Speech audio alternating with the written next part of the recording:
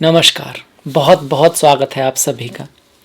एक बहुत ही विशेष वीडियो है जिसमें हम मीन राशि के लिए जो आने वाला साल है वो क्या लेकर आया है उसके बारे में बात करेंगे।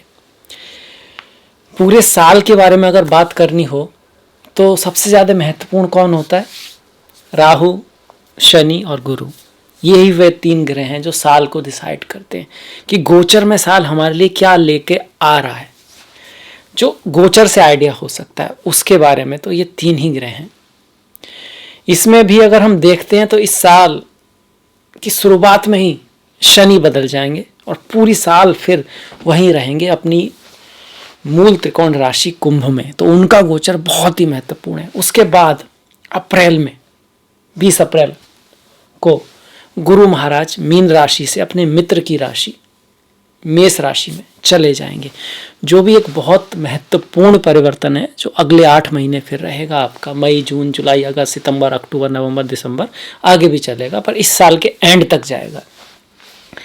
पर राहु केतु की अगर बात करें तो अक्टूबर के एंड में बदलेंगे 29 तारीख को, और अक्टूबर के बाद महीने ही कितने बचते हैं आपके? नवंबर, दिसंबर। तो मेनली राहु अगली साल मतलब 2024 में ज़्यादा उनका असर देखने को आपको मिलेगा। इस साल का जो मेनली जो मोस्ट ऑफ द पोर्शन है वो शनि और गुरु निर्धारित करेंगे। तो यही तीन ग्रह हैं जो साल का गोचर बताते हैं। बाकी महीनों पे हम आएंगे, थोड़ा सा देखेंगे उसके बारे में, पर उतना डिटेल में आप समझ सकते हो नहीं सकता क्योंकि 12 तो महीने होते हैं, पर फिर भी एक हल्का सा आइडिया लेंगे। पर जो साल है कैसा जाएगा, साल आपके लिए क्या लेकर आएगा, जीवन में क्या परिवर्तन आएंगे, वो हमारा डिसाइड करेगा कौन? शनि और गुरु। और ये बहुत ही महत्वपूर्ण साल है। ऐसा साल जिंदगी में कभी कभी आता है। क्यों आता है इस पे आ जाते हैं। शनि, गुरु और राहु के ऊपर देखिए, शनि जो है 17 जनवरी को ही आ जाएंगे आपके कहां पर? कुंभ राशि में, आपके 12वें भाव में। गुरु अप्रैल तक मीन राशि में रहेंगे, प्रथम भाव में रहेंगे, और राहु जो है मेष में रहेंगे अक्टूबर के एंड तक। तो सबसे पहले शनि की बात करते हैं क्योंकि पूरे महीने पूरे साल यहीं रहने वाले हैं 17 तारीख के बाद। जैसे ही शनि यहाँ आते हैं तो किस तरह से वो प्रभाव डालेंगे, क्यों प्रभाव डालेंगे? अपनी दृष्टियों से डालेंगे। तो शनि की 3 दृष्टियां हैं, तीसरी, 7वीं और 10वीं। 7वीं हर एक ग्रह की होती है, तीसरी और 7वीं स्पेशल दृष्टियां जो मंगल, गुरु इनकी होती हैं। राहु केतु के ऊपर विवाद है, पर होती उनकी भी है, राहु की तो होती है। तो शनि की तीसरी दृष्टि जो है 1, 2, 3 यहाँ पड़ेगी, द्वितीय भाव मेष राशि। इसलिए मैंने यहाँ पर ना राइट का, सही का निशान लगाया है कि यहाँ पर शनि का प्रभाव रहेगा। क्या रहेगा हम इस पर आएंगे। इसके अलावा 7वीं दृष्टि यहाँ रहेगी, 1, 2, 3, 4, 5, 6, 7। इसीलिए यहाँ पर भी सही का निशान है। और 8, 9, 10, 10वीं दृष्टि जो है भाग्य के भाव पर, वृश्चिक राशि पर रहेगी। इसके अलावा शनि जहाँ जिस त्रिकोण में है, 11वीं राशि में, और ये काम त्रिकोण का भाव है।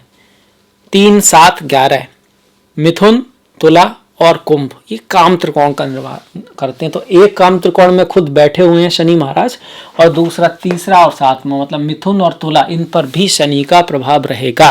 इसका क्या रिजल्ट आएगा इस पर भी आएंगे।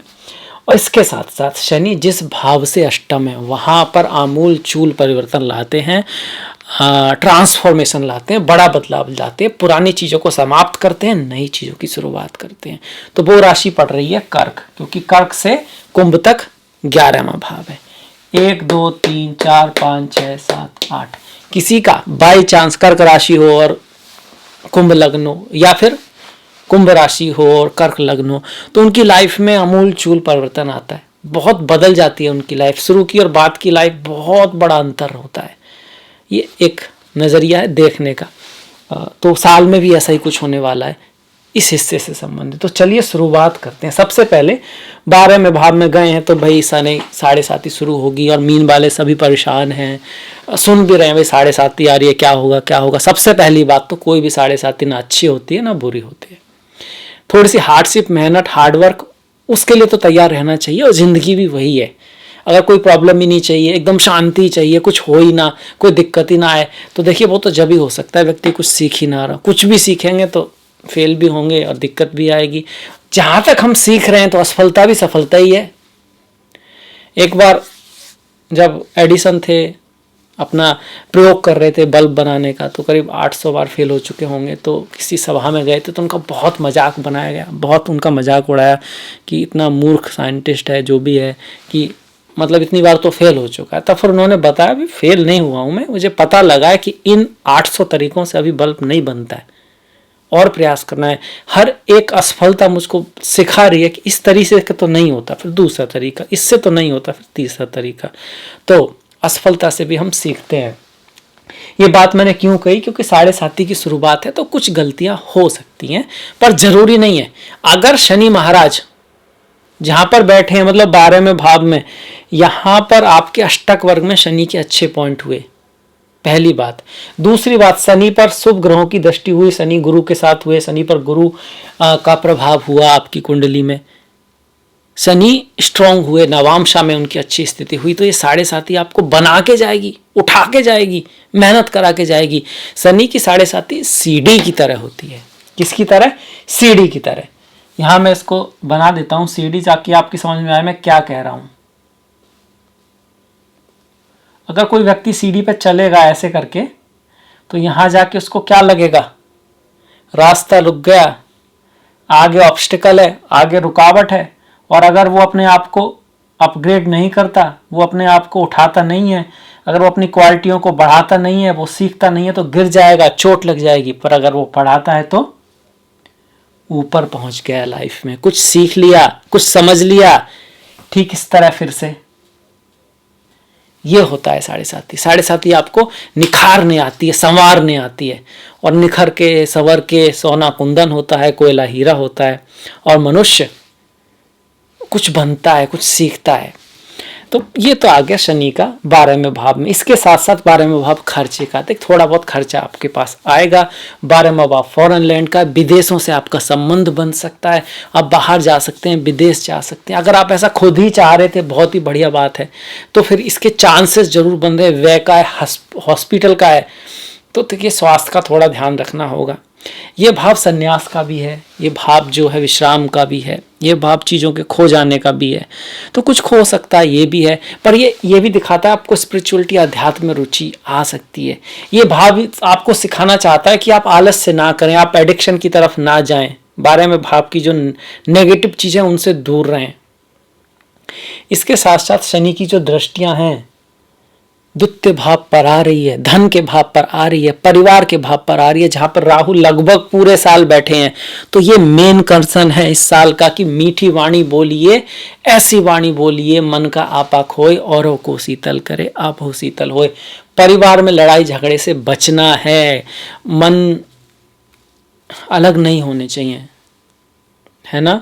वो बोलते हैं ना कि परिस्थिति कैसी भी हो, मन स्थिति जो है वो एक बैलेंस रहनी चाहिए, क्योंकि अगर मन स्थिति बदली ना तो बहुत कुछ गड़बड़ हो सकता है, क्योंकि मन चंद्रमा है और शनि चंद्रमा पे ही आता है, मन पे ही आता है। राहु भी ग्रहण चंद्रमा को ही लगाता है, केतु भी ग्रहण चंद्रमा को ही लगाता है। चंद्रमा बहुत महत्वपूर्ण है, मन बहुत महत्वपूर्ण है। तो मन के बारे में कहा है, मन से बड़ा बहरूपी न कोई, पल पल रचता स्वांग निराले, मन के बहकावे में न आमन, राह भुलाए भ्रम में डाले।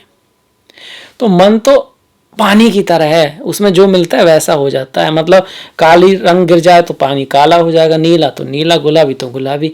तो मन को आदत लगती है। तो आप अच्छी किताबें पढ़िए, अच्छी बुक्स पढ़िए, अच्छे वीडियो देखिए, अच्छा इनपुट अपने अंदर डालिए, तो मन को अच्छी चीज़ों की आदत पड़ेगी, और ये बहुत ज़्यादा सहायता करेगा आपका 7.5 में विकास करने में। बचने की तो छोड़ो, नेगेटिव इफेक्ट से पॉजिटिव इफेक्ट आपकी लाइफ में लाएगा। वाणी से ध्यान रखें, अपने परिवार से बना के रखें, विश्वास बनाए रखें, मजबूत रहें, अंत तक प्रयास करते रहें। धन भी आएगा, पैसा भी आएगा, क्योंकि ये शनि एक्टिवेट कर रहे हैं आपके दूसरे भाव को। यहाँ पर कुछ अच्छा योग हुआ, लक्ष्मी योग हुआ, तो धन भी आएगा, वो विदेशों से बाहर विदेशों तक आपकी ख्याति फैल सकती है। तो ऐसा नहीं सब कुछ नेगेटिव है। इसके अलावा शनि की जो सीधी दृष्टि है, जो छठे भाव पर है, रोग ऋण पर पड़ रही है, तो ऐसा नहीं कि रोग ही आएंगे, रोग समाप्त भी होंगे, ऋण भी समाप्त होगा, रोग ऋण शत्रु भी समाप्त होंगे। आपकी कोई पुरानी चीजें काफी हद तक बदलेंगी, नई चीजें आएंगी। हाँ, थोड़ा रोग ऋण शत्रु से बचना जरूर है, मतलब फालतू में टेंशन नहीं लेना है, पर किसी को टेंशन देना भी नहीं है, ये भी ध्यान रखना है, क्योंकि शनि छठे भाव को देखें, थोड़ा बहुत स्वास्थ्य पे आपका पैसा खर्च हो सकता है। ये जो बात कही थी कर्क की कि यहाँ पर कुछ बड़ा परिवर्तन आएगा। प्रेम का भाव है, कोई प्रेम संबंध चला आ रहा है, फ्रेंडशिप चली आ रही है, कोई मित्रता चली आ रही है, टूट सकती है, पर कोई नई मित्रता स्टार्ट होगी। जीवन का यही रूप है। हर साल नई पत्ती आती हैं, पुरानी पत्ती झड़ जाती हैं, नए फल आते हैं, पुराने फल चले जाते हैं, चलता रहता है। कुछ भी स्थायी नहीं है, कहीं भी स्थायी नहीं, और स्थायी हो गया तो प्रकृति नहीं रहेगी। परिवर्तन संसार का नियम है, उसे स्वीकार करो, उससे लड़ो मत। उसकी स्वीकार्यता में ही सुख है, उसी में ही समझदारी है। तो ये कहना चाहता है पंचम भाव पर शनि की दृष्टि। पढ़ाई लिखाई में ज़्यादा मेहनत करनी पड़ेगी, एफर्ट स्टूडेंट्स को ज़्यादा लगाना पड़ेगा, प्रेमी प्रेमिका को भी आपस में बहुत ज़्यादा समझदारी से काम लेना पड़ेगा। ये हमारे शनि महाराज कह रहे हैं कर्क के लिए। इसके बाद स्कॉर्पियो नवम भाव में आ रहा है। पिता का ख्याल रखें, पिता की लाइफ में कुछ बड़ा परिवर्तन आ सकता है, बड़ा चेंज आ सकता है। भाग्य में भी कोई चीज़ें जो आपके लिए भाग्यशाली साबित हो रही थी, उनमें कोई ना कोई ऐसी कमी जरूर थी जिसकी वजह से अब उनको बदलना होगा। वहाँ परिवर्तन आएगा, नई चीज़ें आएंगी, पुरानी चीज़ें जाएंगी, बदलाव यहाँ भी होकर रहेगा। स्कॉर्पियो में ट्रांसफॉर्मेशन होता है, कुछ चीज़ों की डेथ होती है तो कुछ को जीवन मिलता है। तो ये यहाँ पर नवम भाव में आ रहा है। तो हायर एजुकेशन के लिए अगर आप प्रयास कर रहे थे तो हो सकता है कि नई अपॉर्चुनिटी आपको मिल जाए। उच्च शिक्षा, गुरुओं से आपकी मुलाकात हो सकती है, वहीं कुछ गुरुओं से रिश्ते टूटेंगे। पिता की लाइफ में कुछ उतार चढ़ाव रह सकते हैं। ये किसका रिजल्ट आया? वृश्चिक पर, जो शनि की 10वीं दृष्टि है। 10वां भाव कर्म को दिखाता है। बहुत ज़्यादा कर्म आपका कहीं ना कहीं जुड़ा रहेगा पिता से, पूर्वजों से। कोई पूर्व जन्मों के कर्मों की वजह से कुछ रेस्पॉन्सिबिलिटी आपके ऊपर बढ़ने वाली है, पर आपको क्या करना? निष्काम भाव से कर्म करते रहना है, हार नहीं माननी है। इसके बाद 3 और 7, इनको भी ये नया परिवर्तन है जो इस साल बदलने वाला है। घर, गाड़ी, भूमि, वाहन, बंगला से संबंधित कोई घटना हो सकती है। इनहेरिटेंस आदि से संबंधित कोई कार्य आप करना चाह रहे थे वो हो सकता है। अकल्ट, एस्ट्रोलॉजी, ज्योतिष, इसमें आपकी रुचि बढ़ेगी। सास ससुर से संबंधित कुछ ना कुछ चीज़ें आपकी लाइफ में अवश्य आएंगी। अब इसके बाद हम गुरु की तरफ बढ़ेंगे। उससे पहले हल्की सी छोटी सी कहानी है जो साढ़े साथी में बड़ी इंपॉर्टेंट है। उसका मर्म साढ़े साथी में या जीवन में बड़ा महत्वपूर्ण है। 2 मेंढक थे, एक छोटा एक बड़ा। बहुत दोस्ती थी, एक दूसरे के साथ खेलते थे, खाना खाते थे, गाना गाते थे। सीखने के लिए स्टोरियाँ होती हैं। तो एक दिन जा रहे थे ऐसे ही, पानी में नहाते धोते, उनका आदत थी पानी में खेलने की, उधम मचाने की। जा रहे थे तो कहीं पे दूध दिखाई दिया। अब दोनों मेंढक दूध में कूद गए। कहे यार ऐसा पानी कहीं नहीं देखा, सफ़ेद सफ़ेद पानी है, दूध जैसा पानी है। और उन्होंने कहा यह तो बड़ा चिकना चिकना भी है भाई, दौड़ने में बड़ा मज़ा आ रहा है। और बहुत ज़्यादा उन्होंने उधम मचाया। पर थोड़ी देर बाद उनको ध्यान आया कि भाई घर जाना है। छोटे ही थे दोनों मेंढक, एक थोड़ा मोटा था एक छोटा था, कि भाई मम्मी वेट कर रही होगी, घर जाना है। घर की याद आने लगी। अब जाने की कोशिश की तो जा ही ना पाए, क्योंकि वो बाल्टी थी या जो भी था, कहानी है भाई, तो काफ़ी फिसलन हो गई थी उस पर। दूध चिकना होता है, बहुत ट्राई कर रहे, वो जा ही नहीं पा रहे। तो बहुत सारे कोशिश की पर थक गए। तो फिर छोटा वाला जो थोड़ा छोटा था बड़े से, कहता है कि यार तैरते रहो आप, क्योंकि हमने अगर तैरना बंद किया तो हम डूब जाएंगे, और डूब गए तो मर जाएंगे। तैरना तो पड़ेगा, शायद कोई देख ले, वही हमारी रक्षा कर ले। तो शोर मचाया, टर टर अपना जो भी कर सकते वो मचाया। तैरते रहे तैरते रहे तैरते रहे तैरते रहे, बहुत थकावट होने लगी। तो फिर जो बड़ा वाला था, थोड़ा मोटा था, उसने कहा देखो भाई, अब लगता है कि हमारा प्रेम, हमारी दोस्ती, हमारा ये साथ यहीं तक था। मैं तो अब तैर नहीं सकता और मेरे को कष्ट हो रहा है, शायद मेरी ज़िंदगी का आखिरी दिन है। तो छोटे ने कहा कि और थोड़ा प्रयास कर, क्या पता कुछ हो जाए। वो कहता नहीं, अब कुछ नहीं हो सकता, मुझे पता है अब कुछ नहीं हो सकता, मेरे हाथ पैर भी जवाब दे गए और अब मैं मेहनत नहीं कर सकता। अब ये मेहनत करने का कोई मतलब ही नहीं बनता है, ऐसा हो ही नहीं सकता कुछ। अब क्या होगा यहाँ पे, इतनी दूर क्या हो सकता है, कोई संभावना। अब मेंढक की समझ से बाहर, छोटे मेंढक को भी कुछ पता नहीं कि वो कुछ बता सके क्या हो सकता है। उसने कहा देख ले, प्रयास हमको करते रहना चाहिए, बाकी दिख तो मुझे भी कुछ नहीं रहा, पर फिर भी छोटा मेंढक तैरता रहा। बड़े ने जब देखा कोई है ही नहीं चांस और वो थक गया तो वो डूब गया, मर गया। अब जब वो मरा तो छोटे मेंढक को बड़ा डर लगा, बड़ा दर्द हुआ, जीवन का इतना महत्वपूर्ण दोस्त चला गया। पर उसने ये तो ठान लिया था कि आखिरी सांस तक प्रयास करना है, प्रयास तो करना है, अब जो होगा देखा जाएगा। यही अंतर रहा दोनों के डिसीजन में। तो उसने और जो भी ताकत बची थी वो सब झोंक दी, वो सब झोंक दी। तो फिर थोड़ी देर बाद क्या हुआ, क्योंकि वो बहुत देर से दोनों मेंढक तैर रहे थे ना, तो दूध में से मक्खन निकलना शुरू हो गया। और मक्खन जब निकला तो दूध की कंसिस्टेंसी बदल गई और वो व्यक्ति पहले उस मक्खन के ऊपर आया और उससे बाहर निकल गया। और उसने फिर सोचा कि अगर मेरे दोस्त ने मेरी बात मान ली होती, या फिर भले ही कोई रास्ता दिखाई ना दिया हो, उसने प्रयास करना ना छोड़ा होता, तो आज वो मेरे साथ होता, मैं उसके साथ होता। तो कहानी का अर्थ ये है कि साढ़े साथी वगैरह ये सब परीक्षा की तरह होती हैं।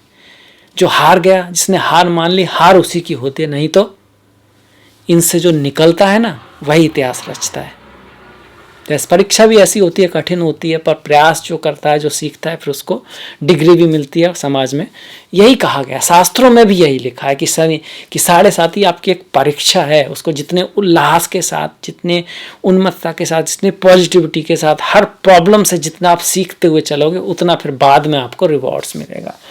तो शनि की हो गया। आप आ जाते हैं गुरु के ऊपर, क्योंकि शनि से आपके समझ में आ गया क्या क्या शनि देने वाले हैं। शनि यही देने वाले, इसके साथ शनि क्या दे सकते हैं आपकी कुंडली पे डिसाइड पड़ेगा। जैसे कि अगर सप्तम भाव का मालिक यहाँ बैठा है, यहाँ पर बाई चांस सप्तम भाव का मालिक बैठा है, तो शादी दे सकते हैं, क्योंकि शादी सप्तम भाव को किसको एक्टिवेट करेंगे। यहाँ पर अगर आपका कुछ शुक्र बैठ गए, गुरु बैठ गए यहाँ आकर, तो धन दे देंगे बहुत सारा। शनि साढ़े साथी में धन आता है ना, इसीलिए आता है, उसी भाव को एक्टिवेट कर रहे हैं। ठीक इसी के साथ साथ यहाँ पर अगर कोई अच्छा ग्रह बैठ जाता है, आपका मंगल ही बैठे हुए हैं अगर यहाँ पर, तो भाग्य को एक्टिवेट करेंगे। तो वो जन्म कुंडली डिसाइड करेगी। शनि की जहाँ पर दृष्टि जाएगी, यहाँ पर अगर बुध बैठे हो तो घर, गाड़ी, भूमि, वाहन, बंगला आपको दे सकते। वैसे भी चांस बना रहे हैं घर, गाड़ी, भूमि, वाहन, खास करके घर जमीन से संबंधित कुछ होने का शनि चांस बना रहे हैं। इनहेरिटेंस बनने का चांस बना रहे हैं आपके अष्टम भाव से। पर ये जब होगा जब यहाँ पर आपका कोई ग्रह वगैरह हो, आपकी कुंडली में उस तरह के योग हो। अब बढ़ते हैं गुरु के ऊपर। गुरु अप्रैल तक तो यहीं रहेंगे। अप्रैल तक भी 4 महीने क्या रिजल्ट देगा? 3 दृष्टि हैं उनकी, 5वीं, 7वीं, 9वीं। 5वीं से पुत्र प्राप्ति, प्रेम जीवन में लाएंगे। तो देखिए गुरु जब यहाँ तक हैं, पहले 4 महीने आपके प्रेम पर उतना वो नहीं है, जो मैंने कहा कोई पुराना रिश्ता समाप्त होगा। पर जैसे ही वो अप्रैल में यहाँ जाते हैं तो हो सकता है कि कुछ ब्रेकअप सेकअप का चांसेस बने। पर अब अप्रैल तक प्रेम के लिए अच्छा है, आपस में प्रेम बना रहेगा। शादी विवाह के लिए बहुत बढ़िया है, बिजनेस के लिए बहुत बढ़िया है, व्यापार के लिए बहुत बढ़िया है, और भाग्य के लिए भी गुरु यहाँ पर बहुत अपग्रेड एजुकेशन के लिए रहे, गुरु के आशीर्वाद के लिए कहीं ना कहीं जो शनि का जो थोड़ा सा नेगेटिव असर पंचम और नवम पर आ रहा है, उसको गुरु कंट्रोल कर रहे हैं आपके चार्ट में अप्रैल तक। आप भी दूरदृष्टि से काम लोगे, आप भी बुद्धिमानी से काम लोगे। पर अप्रैल के बाद क्या होगा, ये जो गुरु हैं ये यहाँ आ जाएंगे आपके 21 अप्रैल को मेष राशि में आ जाएंगे और इनकी दृष्टियां बदल जाएंगी। अब इनकी दृष्टि 5वीं दृष्टि 1 2 3 4 5 पहले यहाँ पड़ रही थी, अब यहाँ आ जाएगी, छठे भाव पर आ जाएगी। छठे भाव पर गुरु की दृष्टि मेहनत बढ़ा देगी, हार्डशिप बढ़ा देगी और नौकरी भी दिलाने का योग है ये, क्योंकि अर्थ त्रिकोण है। धन भी आएगा, पैसे से, एफर्ट से, हार्डवर्क से, ऑब्स्टिकल को सामना करने से धन आएगा। इसके बाद गुरु की जो सीधी दृष्टि यहाँ आएगी, ये भी धन को देने वाली है। पैसे के मामले में तो अच्छा है, वैसे भी द्वितीय भाव में धन को, वाणी से कुछ धन आता है। टीचर अगर आप हैं, एडवोकेट अगर आप हैं, कंसल्टेंट आप अगर आप हैं, एडवाइस देने वाले हैं, कुछ ऐसा काम है जहाँ पर वाणी का, चेहरे का, आपकी पर्सनैलिटी का कुछ रोल होता है, तो आपके लिए धन के लिए साल बहुत बढ़िया है। अप्रैल से पहले भी, अप्रैल के बाद भी। इसके बाद 10वें भाव पर दृष्टि, कार्य के क्षेत्र में काम बढ़ने वाला है, काफ़ी बोझ आ जाएगा, रेस्पॉन्सिबिलिटी बढ़ जाएगी, आपको बहुत मेहनत करनी पड़ेगी। कार्य के क्षेत्र में ट्रांसफ़र भी हो सकता है अप्रैल के बाद, ये गुरु महाराज ला रहे हैं।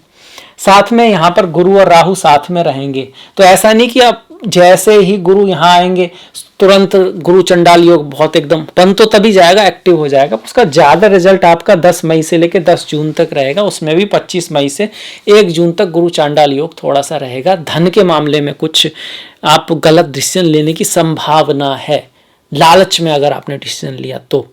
अगर आप पेशेंस से और दिमाग से काम लेंगे तो चीज़ें ठीक रहेंगे।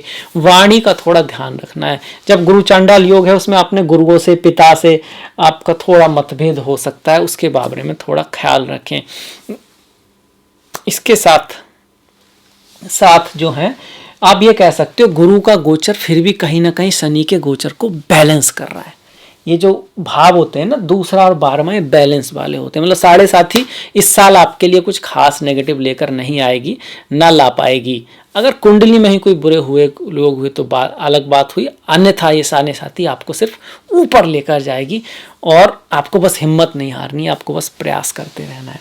अब आते हैं राहु पर। राहु का परिवर्तन विशेष होगा। देखिए अक्टूबर तक तो राहु यहीं रहेंगे, द्वितीय भाव में रहेंगे, तो वाणी का ख्याल रखें, खर्चा सोच समझ के करें, स्वास्थ्य का ध्यान रखें। द्वितीय भाव में स्वास्थ्य के लिए बहुत बढ़िया राहु नहीं होते हैं। इसके साथ साथ सास ससुर की लाइफ में कुछ उतार चढ़ाव रह सकते हैं, पर ये पिछली साल से ही चल रहा है। इसमें नया क्या हुआ? नए साल की बात तो अक्टूबर के बाद ही राहु लेकर आएंगे, और वो क्या लेकर आएंगे? आगे नहीं जाएंगे, पीछे जाएंगे। ये पीछे चलते हैं, उल्टे ग्रह है ना ये राहु केतु, तो यहाँ जाएंगे, और केतु यहाँ से यहाँ आ जाएंगे, ऐसे जाएंगे। तो अब इसमें ये क्या होगा भैया, राहु लगन में आगे एम्बिशन बढ़ जाएंगी, बहुत कुछ करना चाहोगे लाइफ में, नियम तोड़े जाएंगे, कुछ हटके आप करना चाहोगे, बाहर निकलना चाहोगे, विदेश चाहोगे, पॉसिबिलिटी है। स्पिरिचुअलिटी, अध्यात्म की तरफ जा सकते हो, उसके एक्सट्रीम में पहुंच सकते हो, या फिर मेटेरियलिज्म, भौतिकता के एक्सट्रीम में पहुंच सकते हो। दोनों ही एक्सट्रीम भयानक होते हैं और दोनों ही एक्सट्रीम को राहु केतु दिखाते हैं, इसलिए उनसे लोग डरते हैं।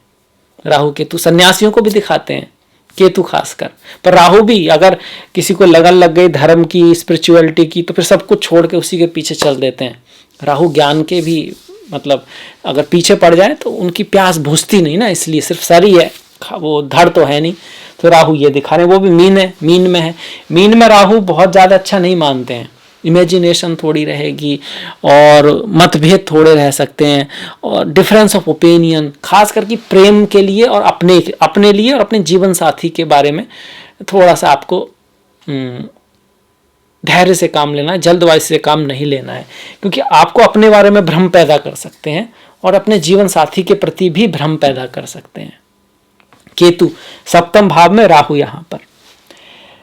ऐसा भी नहीं है कि एकदम नेगेटिव गोचर है, ठीक ठीक है, डिपेंड करेगा कि आपकी कुंडली में यहाँ पर कैसे ग्रह हैं, यहाँ पर किस ग्रहों की दृष्टि आ रही है। अगर शुभ दृष्टि आ रही है तो फॉरेन से, विदेश से लाभ हो सकता है। स्पिरिचुअलिटी, अध्यात्म से भी आपको थोड़ी बेचैनी तो रहेगी, यात्राएं भी रहेंगी, पर अल्टीमेटली आपके लिए अच्छा ही साबित होने वाला है ये राहु का गोचर।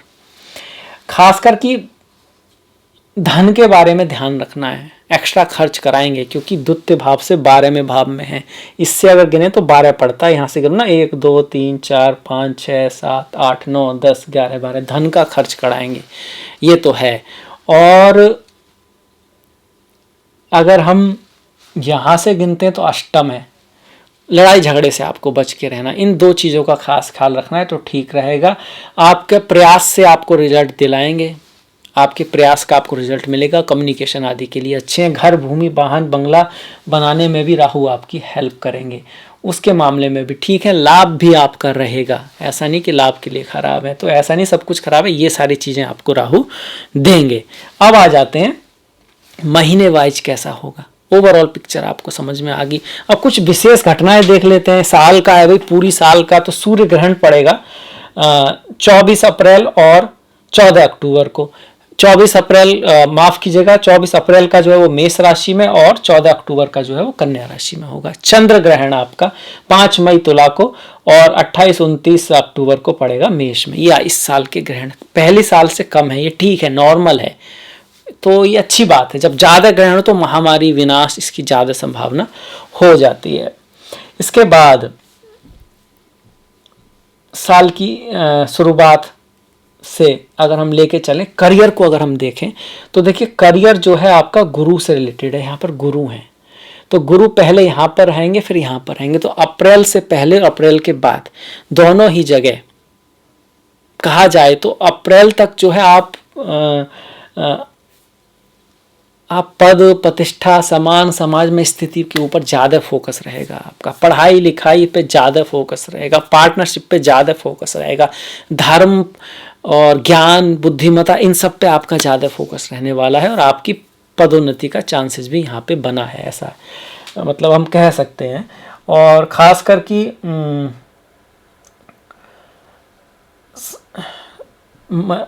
जनवरी में ही महीने की शुरुआत में और फरवरी तक आपके प्रमोशन का चांसेस है करियर में अगर हम बात करें। इसके साथ साथ अप्रैल के बाद आपका जो फोकस है वो थोड़ा बदल जाएगा।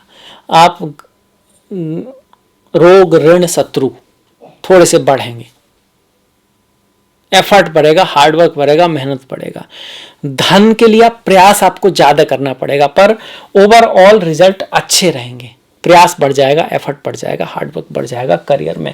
दूसरा है तरीका भाग्य से देखने का पूरे साल को।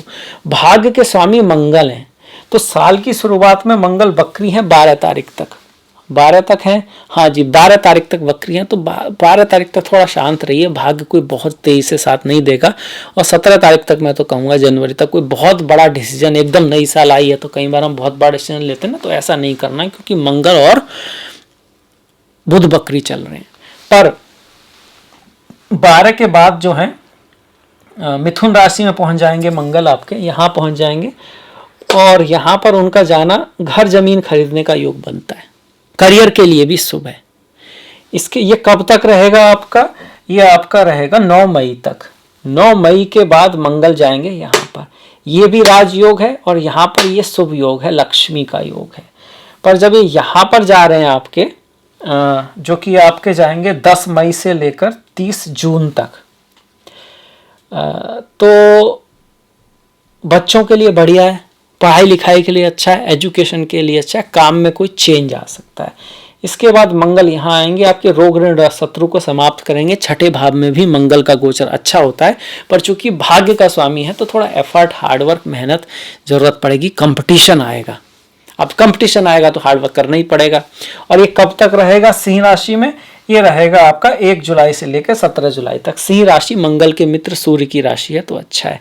अब इसके बाद जब मंगल यहाँ आएंगे तो देखिए प्रेम में थोड़ा दिक्कत करेंगे। जब सप्तम में मंगल आए केतु वहां से, ये तो ब्रेकअप, लड़ाई, डाइवोर्स ये सब होने का चांसेस बढ़ जाता है। होगा क्या, कैसे पता, किसे पता है? आपकी जन्मपत्री में आपका प्रारब्ध लिखा है, ये तो डाकिया है, गोचर डाकिया है, बस चिट्ठी लाता है, पर चिट्ठी में है क्या वो जन्मपत्री में लिखा है। पर चिट्ठी आई है, उन्हीं के लिए आई है जिनकी कुंडली में भी इस तरह का योग होगा। बुध अच्छे नहीं होंगे, शुक्र की स्थिति खराब है, सप्तमेश दिक्कत में है, तो फिर इन महीने जब कन्या में रहेंगे मंगल, थोड़ा ख्याल रखना है, जो 18 जुलाई से 2 अक्टूबर तक है।